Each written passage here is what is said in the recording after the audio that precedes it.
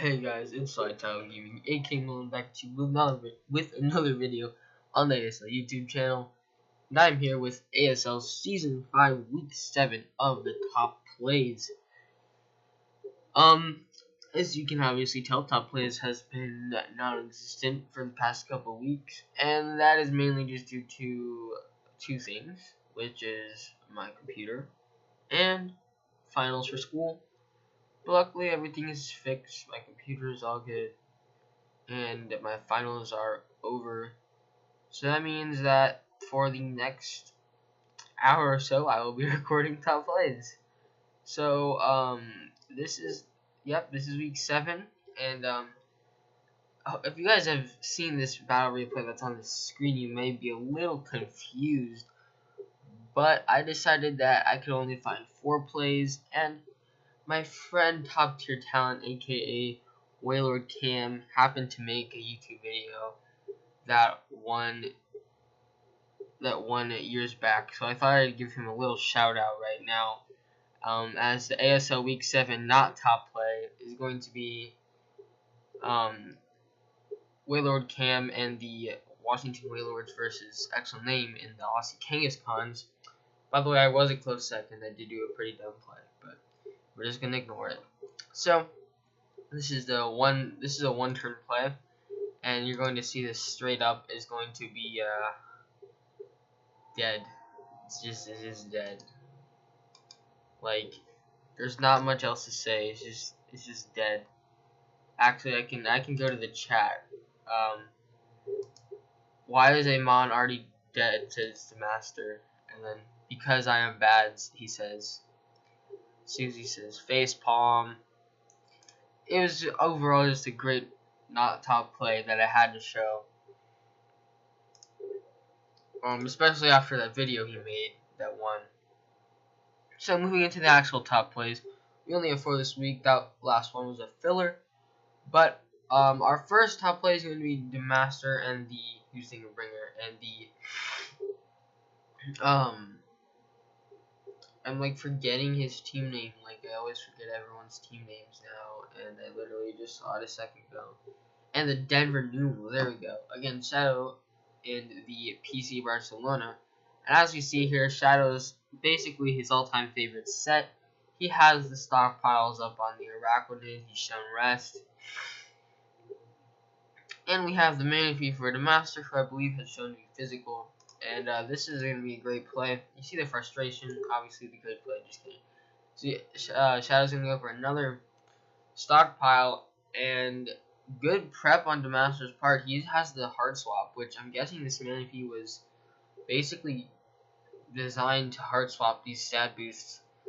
Shadow does not have sleep talk, unless he actually just isn't using it while he's asleep, which there's no way he'd be doing that. So,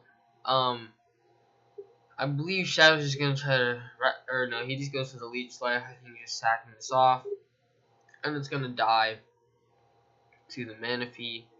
Now, this is why the top play is only at number 4, and that's because the Celesteela is going to scare the Manaphy out if we just, so that's why it's number 4, but it was overall pretty good prep by the Master for the Araquanid.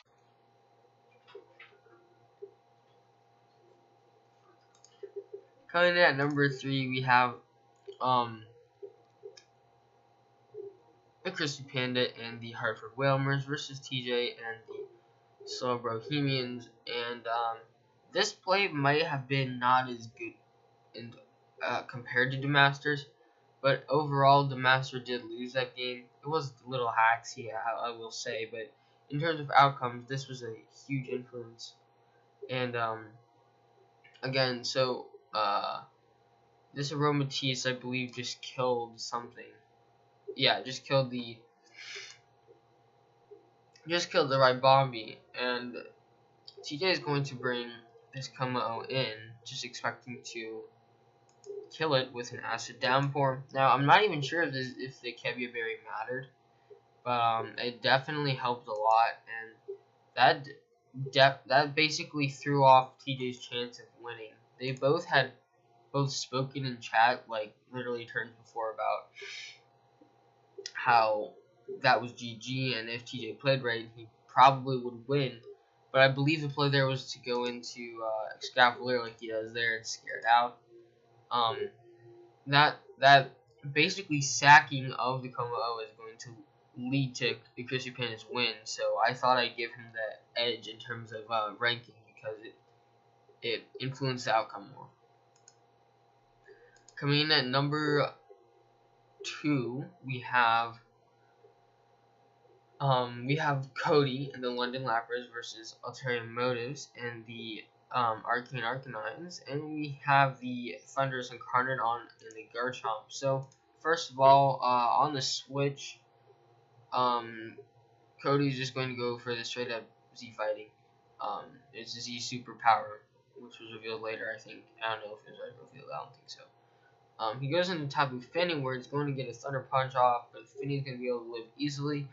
And not realizing anything, he's going to go for the Defog, and actually is defiant because it's physical. So, although he does go for the Sky Drop, I guess making a wrong prediction.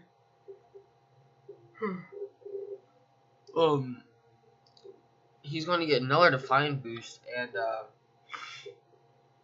with the special attack drop, which is kind of unfortunate, I guess, for Ulterior Motives and AKA. Well, I guess it's the other way around. But as you can see, the Thunderous is just going to rip apart Darky and Arcanine's team. Eventually, it is going to be scared out by Scissor, but this is basically a key factor in Cody getting his 4-0 win. Moving on to the number 1 play on the list is going to be none other than the same replay as earlier, but this time TJ, who has the number 1 spot. We're going to have Frybombi versus Zygarde. 50%. You already know the teams. I'm not going to say it again. And as you can obviously tell, they both have had pretty influential set of moves right now. Frybombi is 2-hit KO'd by 1,000 Arrows because that's what Zygarde just went for. But it decides to go for a Quiver Dance because they know that they'd outspeed. And they were thinking that Dragon Dance, or they at least left us thinking that Dragon Dance Zygarde would not have extreme speed, but it does. And luckily, due to great prep by TJ, the Trelawn Berry is going to half the damage. And although it won't be able to kill, this next switch is going to be able to kill, which is you could say that wasn't a smart play by TCB. And looking at it, this maybe could have gone to number 2. But I think that the combination of good prep from TJ just deserves, at least one of the top spots. But I guess this spot and the last spot are kind of interchangeable if you want to change them. But that being said, that's all for week 7 of the top plays. I'm Lone. Bye-bye.